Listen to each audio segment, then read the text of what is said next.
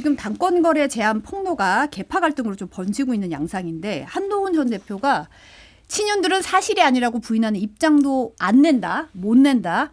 친윤들은 윤석열, 김건희 뒷배로 호가호위하고 이 윤석열, 김건희 부부의 망상을 옆에서 자극하고 이용해서 나쁜 정치해온 사람들이라고 비판했습니다.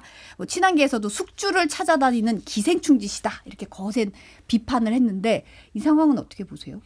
그러니까 이제 한동훈 그 전 비대위원장 전 후보 측의 주장은 지금 이제 당내의 친윤 세력은 대선을 하고 있는 게 아니고 대선 이후에 차기 당권의 향배를 향해서 움직이고 있고 구체적으로는 한동훈을 막기 위해서 어쨌든 사활을 걸고 있다. 요 어쨌든 인식을 가지고서 어제 이제 한동훈 전 대표가 굉장히 강하게 친윤 세력을 비난을 했습니다. 떨거지들 이런 표현까지 쓰면서 당내 갈등이 이 대선 그 선거 캠페인 과정에서 가라앉는 게 아니고 오히려 증폭되는 양상을 보이고 있고 그 도화선을 사실은 개혁신당발 이제 당권 거래 폭로가 이제 이 제공을 한 건데 그 이제 폭로했던 사람이 지금 개혁신당의 수석 대변인인데 이준석 후보 선대위에 정치부 기자를 굉장히 오래 한 분이잖아요. 그래서 국민의힘의 정치인들하고도 이런저런 교류들이 있고 그 과정에서 서로 간에 이런저런 얘기를 오간 것 같아요. 근데 이제 의미 있는 사람이었다. 그 얘기를 했던 사람이 뭐 당권이 자기 주머니 속에 있어서 줄 수 있는 건 아니지만 실제 그런 발언을 할 수 있을 만한 영향력 있는 사람이었다. 오늘 아침에 그렇게 얘기를 하더라고요. 그러면 친윤 중에도 이제 상당한 중진이거나 어떤 대표성이 있는 사람이 그런 얘기를 했을 가능성이 있고 그래서 그게 누구다 뭐 이런 얘기까지도 이제 여의도 주변에서는 돌아다녀요. 한동훈 그 전 대표 입장에서 굉장히 불쾌하겠죠. 그러니까 지금 지난 대선 경선 과정에서도 결국엔 한동훈 막기 위해서 뭐 한덕수, 김문수 여러 어쨌든 친윤들의 그런 집단적인 그런 움직임이 있었고 한동훈 후보 측에서는 그거를 공작이라고 보고 있는데 그에 이어서 대선 이후까지 내다보면서 결국에는 이제 한동훈 봉쇄를 미리부터 지금 하려고 심지어 이제 이준석 카드를 쓰겠다는 거 아니냐 이런 인식을 갖고 있는 것 같아요. 그래서 이게 사실은 선거 때는 그 당이 갈등 요소가 있어도 겉으로는 그걸 좀 진화하고 뭔가 단일 대우로 포장을 해서 그래야 사실 외연 확장이 가능하거든요. 우리가 이제 눈덩이를 굴릴 때 중심이 단단해야 눈을 크게 뭉칠 수가 있어요. 근데 중심이 이게 허술하면은 눈이 뭉쳐지지 않고 그냥 바스라지거든요. 이게 지금 국민의힘이 약간 그런 양상이에요. 너도 나도 다 이재명을 막아야 된다고 얘기를 하고 있는데 근데 그거 다 각자 입장에서만 얘기할 뿐이지 실제 국민의힘 내부를 들여다보면 4분 5열 각자 도생이 이런 상황이에요. 그런 상황이면 사실 이준석 후보 입장에서는 저기하고 무슨 단일화 한다고 했을 때 명분도 없거니와 실리조차 있겠는가 이런 판단이 들 수밖에 없죠. 그래서 어떤 면으로 봐도 국민의힘이 지금 선거운동 양상이 정상적인 상황이 아닙니다. 이제 선거도 선거지만 선거 후의 정치 상황에 대해서 미리 예측하고 또 여러 가지 이제 걱정을 하는 목소리들이 많은데요. 특히 보수가 정상성을 회복하려면 지금 이제 박 의원님이 여러 가지 내용을 지적을 해주셨는데 일단 이 극우 지향성 그리고 친윤계가 소멸돼야 되는 거겠다라는 생각이 들 정도의 어처구니 없는 이야기이고요. 그 다음에 이제 이 부분에 대해서 친한계라든지 한동훈 전 대표가 분노하는 거는 지극히 자연스러운 일이죠. 결국은 그동안에도 비대위원장으로서 또 대표로서 굉장히 많은 수모를 당했으나 그나마 보수의 정체성을 지키는데 본인의 어떤 그런 그 계엄 반대가 나름대로 역할을 했다라는 자긍심을 갖고 있을 텐데 또 이런 식으로 선거가 끝나기도 전에 자기는 그래도 어찌됐든 선거 지원을 하려고 나왔는데 그러다 보니까는 아주 투명하게 자신의 분노를 또 그대로 지지자들 앞에서 보여줬거든요. 그러면서 과연 그러면 이 상황에서 이준석 후보는 자존심이 안 상할까 이런 생각도 잠시 들었어요. 그러니까는 한동훈이 가 이준석보다 더 무섭다는 소린가? 친윤계 입장에서는 그렇게 생각할 수도 있지 않겠습니까? 근데 한동훈 전 대표의 숙제는 뭐냐면은 아까 의원님도 말씀을 하셨는데 이 보수 지지라는 사람들이 다양한 색깔을 가지고 있거든요. 그런데 이 사람들을 일단 이렇게 아우르고 통합하면서 결국은 한동훈이 지도자야. 그리고 한동훈 정치인이 하는 그 생각이 맞아라는 수긍을 하도록 해야 되는데 지금 선거의 와중에서 이제 저런 주장을 하면 저 주장은 저는 맞다고 봐요.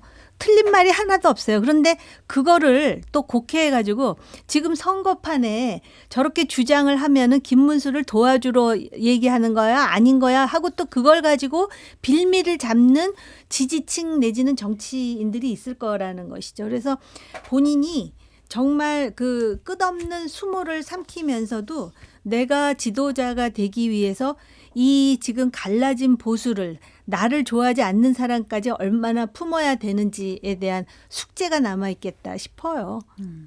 지금 국민의힘 내부에서는 이제 한동훈 전 대표의 지지 유세가 좀 팬 미팅화 돼가고 있는 거 아니냐 이런 지적도 좀 나오더라고요. 잠시 영상 보고 얘기 나누겠습니다. 기호 2번 누굽니까? 한번 세 번 외쳐볼까요? 김문수! 김문수! 김문수! 저는 김문수 후보께 요청합니다. 부정선거의 문제를 음모론과 선을 그어주십시오. 윤석열 대통령 후보와 확실하게 절연해 주십시오. 여기에 왜 김문수 이름이 없습니까? 이건 친윤 떨거지들이 한덕수로 바꿔치기 하려고 일부러 이름 안 새겨서 나눠준 거 아닙니까?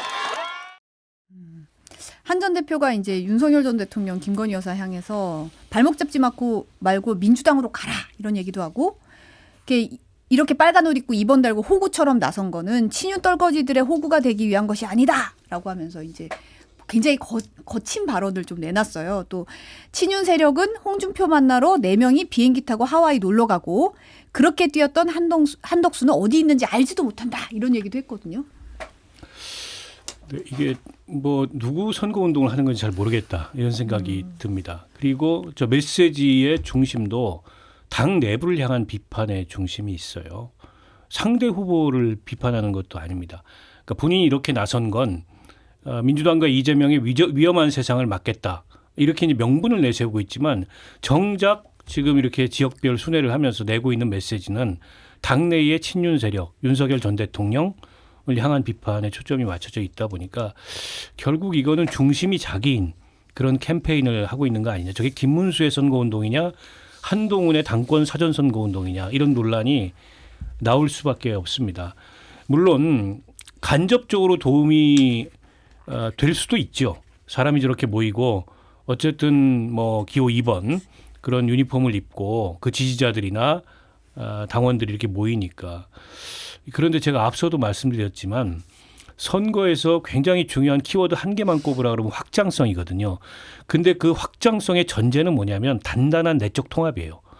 근데 단단한 내적 통합이 없으면 확장이 안 됩니다. 내부에서 서로 갈등하고 막 반목하고 그거 가지고 책임 공방하고 싸우고 이러다가 이제 확장은 요원해지는 거예요. 근데 지금 딱 국민의힘의 모습이 그렇고 그 한 축을 지금 한동훈 전 대표가 맡고 있는 거거든요. 저는 한동훈 전 대표도 잘 생각해 봐야 될 거예요. 물론 이해되는 측면도 없지 않아 있습니다. 지난 국민의힘의 경선 때부터 시작해서 사실은 그 이전부터죠. 그 이전부터 친윤과 뭐 윤석열 전 대통령과 친윤과 한동훈 이 후보와의 관계를 보면 저런 반응을 할 수도 있다고 생각해요. 그리고 계엄 탄핵에 대해서 입장이 분명히 다르기 때문에 김문수 후보하고 지금도 달라요. 때문에 흔쾌하게 이제 김문수 후보 이 선거운동에 나서기 어려운 이제 그런 점도 한편으로는 좀 이해가 되는 측면도 있지만 근데 저게 자칫하면은 자멸이고 저게 이제 본인 중심의 저런 캠페인이 결국에는 김문수의 중심성을 약화시키는 거거든요. 그럼 저게 당선운동이냐 낙선운동이냐 이런 논란이 나올 수도 있어요. 그래서 한동훈 후보 측도 여러 가지 평가들을 하겠지만 전체적인 국민의힘의 선거라는 관점에서 봤을 때 저거 꼭 좋은 거 아니거든요. 그러니까 후보보다 더 각광받는 차점자라는 게 사실은 이 선거 과정에서 좀 특이한 현상일 뿐더러 그 선거의 뭐랄까 후보의 중심성이랄까 이런 거 굉장히 약화시키는 모습입니다. 근데 이제 산호수님과 돌돌이님은 좀 참을 만큼 참은 거 아니냐 이런 지적도 하셨어요. 어떻게 보십니까? 그 한동훈 전 대표는 국민의힘의 유일하게 팬덤을 가진 정치인이에요. 근데 제가 뭐 좌우 여야 할 것 없이 팬덤에 대해서 말씀을 드리자면은 팬덤은 자신이 어떤 정치적으로 그 성장해 나가는데 굉장히 순기능을 하기도 하지만 그거 자체가 발목을 잡을 수도 있어요. 그런 데다가 지금 그 연설을 보시면 알겠지만은 지금 한동훈 전 대표가 굉장히 그 비분관계하고 있구나라는 거를 그냥 우리가 느끼잖아요. 원래 한동훈 정치인의 연설 스타일은 저게 아니었어요. 이렇게 목소리를 높이다가 갑자기 목소리가 이렇게 푹 내려가거든요. 침착한 톤으로. 근데 계속 올라가는 거는 본인이 정말 이렇게 막 여기서 우러나와서 지금 분노하고 있는 건데요. 그 사람들이 말입니다. 어떤 정치인을 따를 때 두 가지 이유 때문에 따르는 것 같아요. 하나는 무서워서 따르는 경우가 있고요. 또 하나는 진짜 마음에서 우러나와서 따르는 경우가 있는데 한동훈 전 대표의 지금 주장은 제가 아까도 말씀드렸듯이 틀린 말이 하나도 없는데 그 상당수의 국민의힘 지지자들은 지금 표현을 안 할지 모르지만 거부감을 느낄 것 같아요. 그거는 이제 박원석 의원님이 지적하신 그 이유 때문에 그렇거든요. 그러니까 옳은 말을 자극하지 않고 말할 수 있는 훈련이 정치인은 또 필요한 것 같아요. 예를 든다면 친윤, 떨거지 뭐 이런 표현. 제가 사실은 야당 정치인에 대해서 굉장히 비판하면서 그 언어의 사용에 대해서 비판을 많이 했었는데요. 오히려 눈물겹게 호소를 하면서 우리가 이런 상황에서 계엄의 바다와 탄핵의 강을 건너야 된다라고 말을 하면서 2번을 지지했다면은 이번 선거의 결과와 상관없이 한동훈이라는 정치인은 국민의힘에서 상당한 힘과 탄력을 받는 정치인으로 또 설 수 있었을 텐데 그러니까 스타일이 저렇게 하면은 본인은 내가 지금 팬 여러분 저 지금 분하고 화가 났어요. 그래서 팬들도 같이 공분할지 모르지만 정치에 있어서 팬하고 지지자는 분명히 달라요. 지금 의원님 굉장히 중요한 지적을 해주셨는데요. 지금 한동훈 그 전 대표가 좀 감정적으로 격앙돼 있는 게 그냥 봐도 보이잖아요. 근데 저거를 조금 냉정하게 톤다운 해야 됩니다. 지금 그 당내 투쟁을 하러 돌아다니는 게 아니거든요. 그 당내 투쟁을 하러 돌아다니려면 뭐 이렇게 저를 굳이 돌아다니면서 합니까? 그냥 그 SNS를 통해서 하면 되지. 결국에는 선거 운동을 하러 다니는 건데 저렇게 감정적으로 격앙된 채로 발산하는 메시지가 설득력이 없을 뿐 아니라 또 오락가락해요. 그러니까 그 전에 대구에 가서는 청주 가기 전에 대구에 가서는 오늘은 한동훈을 외치지 말아달라. 내가 김문수다 이런 얘기 했어요. 네. 근데 이제 개혁신당발 폭로가 나오니까 또 이제 약간 감정이 자극된 거예요. 특히 친윤 세력들에게 굉장히 격앙된 메시지를 발산을 했는데 조금 냉정해져야 됩니다. 그리고 아마도 뭐 그 한동훈 그 전 대표도 선거 이후에 당에서의 어떤 포지션 이런 걸 고려할 거기 때문에 김문수 후보하고 한 번은 조우하지 않을까. 선거운동 현장에서 저는 그렇게 예상을 해요. 그게 어느 시점에 어떤 모양새로 될지는 모르겠는데 아마 김문수 후보를 향해서 나한테 조금 더 명분을 달라 이런 요구를 하고 있는 것 같아요. 김문수 후보가 그 김건희 윤석열 부부에 대해서 이제는 이렇게 해야 된다. 뭐 이런 얘기를 하잖아요. 그게 아마 내가 이제 김문수 후보를 더 적극적으로 지지할 명분을 좀 달라 이런 메시지인 것 같은데 아마 저는 김문수 후보도 그 방향으로 메시지가 조금 바뀌지 않을까 이렇게 예상합니다. 더불어민주당 이재명 후보가 오늘 노무현 전 대통령 서거 16주기 맞아서 봉하마을을 찾아서 노 전 대통령 묘역을 참배했습니다. 그리고 문재인 전 대통령 내외와 권양순 여사와 오찬을 가졌는데요. 지금 뭐 문 전 대통령이 지금이 대한민국의 운명을 정하는 중요한 국면이라고 말했고 국민의 뜻이 제대로 존중되는 제대로 된 나라를 꼭 만들어야 되지 않겠냐. 책임감을 가져달라고 당부했다고 이재명 후보가 밝혔는데요. 이게 대선 국면에서는 이제 처음 만나는 거예요. 어떻게 보시나요? 그러니까 오늘 뭐 이제 그 노무현 대통령 16주기니까 네. 지금 뭐 민주당 정치인들뿐만 아니라 여야의 정치인들의 이제 이 시선이 다 이렇게 봉화로 모이고 또 이준석 후보 같은 경우에도 미리 내려가서 참배하고 뭐 했는데요.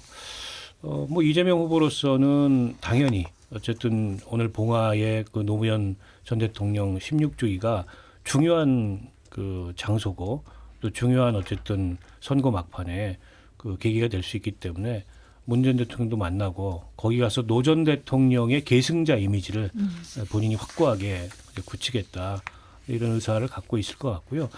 근데 요거하고 조금 다른 그 결의 얘기긴 한데 최근 들어서 그 여론조사 양상을 보면 그 이재명 후보가 약보합세랄까요? 약간 정체된 느낌을 갖습니다. 그게 상대적인 거여서 보수 지지층이 좀 결집하고 무당층이나 무응답층이 줄어들면서 그런 현상이 나타나는데 더불어서 제가 한 가지 더 이재명 후보나 민주당 쪽에 드리고 싶은 말씀은 이재명 후보의 현장 메시지 중에 별로 이렇게 의미 있게 그 언론에서 쓸만한 내용이 없습니다. 그러니까 정책 발표를 한다든지 공약 발표를 하든지 그런 거는 오히려 있는데 현장 유세 메시지 중에 그게 왜 그럴까 생각해 봤더니 조심하는 게 일단 첫 번째로 있어서 그런 것 같아요. 그러니까 앞서가는 후보다 보니까는 뭐 부자 몸조심 당연히 그런 입장이지 않겠습니까? 이제 그렇다 보니까는 현장 메시지 중에 별로 쓸만한 게 없다. 그러니까 이재명 특유의 뭐 그런 어떤 그 메시지 생산과 전달이 잘 안 된다. 이게 첫 번째고. 이제 두 번째로는 최근에 이제 뭐 통합 그 확장 행보에 있어서 조금은 좀 약간 헛발질들이 나왔어요. 특히 뭐 김대남 이런 사람들 도대체 그 사람을 뭘 보고서 통합 확장에 그걸 물론 이제 이재명 후보도 그 시인을 했습니다. 그 실무진의 실수였고 문책하라 그랬다. 근데 그런 게 크지 않은 것 같지만은 약간 이렇게 스텝을 흐트러뜨리는 그런 요소로 작용을 하고 있거든요. 그리고 이제 세 번째로는 지난 TV 토론 훅간 것 같아요. 그러니까 너무 방어적인 거 아니었냐. 이렇게 비친 측면이 있는 것 같습니다. 그래서 그런 걸 좀 감안해서 그 선거 후반 전략에 좀 반영을 해야 되지 않을까 이런 생각이에요. 조금 전에 그 국민의힘과 그 개혁신당 이준석 후보 단일화 논란이라든지 또 국민의힘 내부 상황을 보면은 진짜 선거를 지금 코앞에 두고 어떻게 저렇게까지 치달을 수가 있지라는 그런 참담함이 드는데요. 그럼에도 불구하고 아까 처음에 소개해 주신 여론조사를 보면은 1등을 달리는 후보가 처음에 뭐 55 한다, 60 한다 뭐 이런 얘기까지 나왔는데 50이 지금 안 되는 걸로. 물론 그것도 여론조사에 불과하긴 하지만 그렇다는 것의 함의가 무엇인지 제가 그 제 생에 그 있었던 대선을 이렇게 기억을 해보면은요. 대선 다음에 총선이 그런데 보면 다 생각이 달라요. 지금 박 의원님하고 저하고도 생각이 다르고 그럼에도 불구하고 선거 결과를 보면은 이렇게 황금 분할이 될 수 있을까라는 생각이 들 때가 많아요. 야, 진짜 엄중하구나.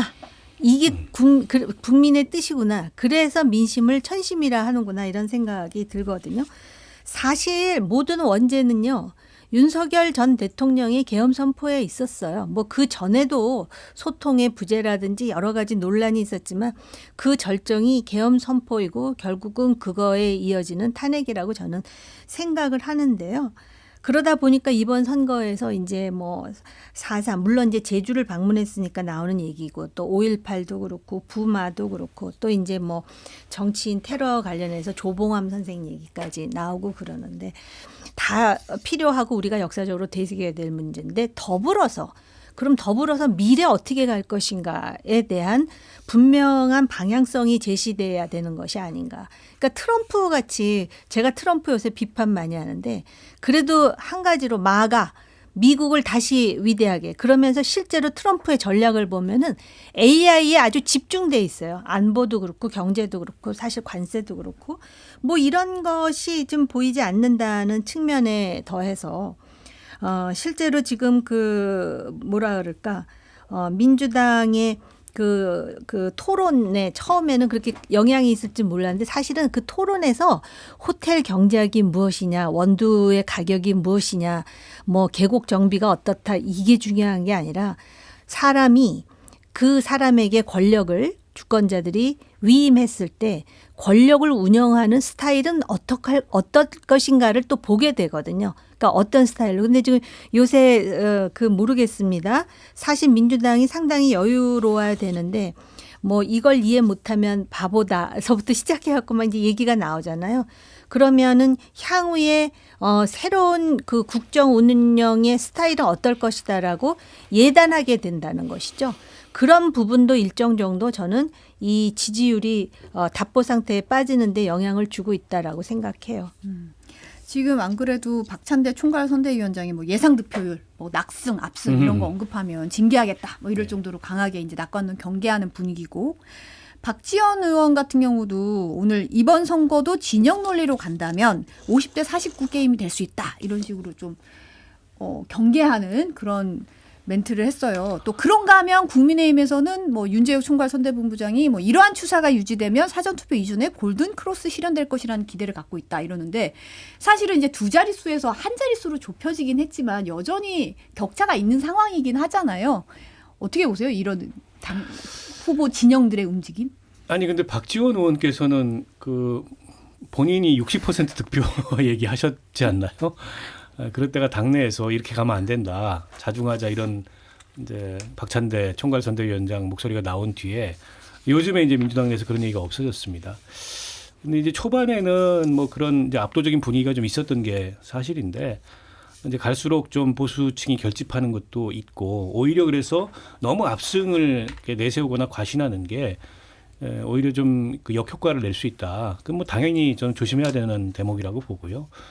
이제 국민의힘은 지금 추격하는 입장에서 뭐 이게 고무 독려하기 위해서라도 지지층을 결집시켜야 되니까 따라잡을 수 있다라는데 이제 강조점을 두는 것 같은데, 근데 이제 문제는 그 국민의힘이 지금 막판 최대 전략이 이준석 단일화인 것 같아요.